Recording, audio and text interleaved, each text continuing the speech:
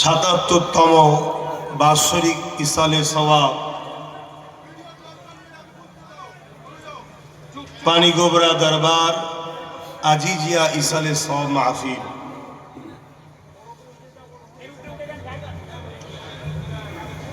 সেই মাহফিলে আপনারা এসেছেন, আল্লাহ পাক আমাকেও নিয়ে এসেছেন। আল্লাহ উভয়ের আশা বসাকে কবুল করেন, বলুন আল্লাহুম্মা আমিন।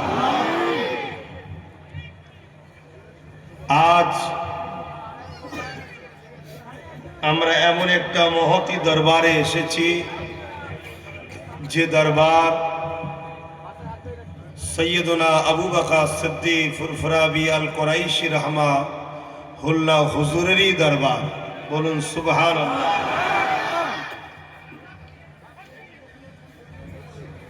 তাই আশা রাখবো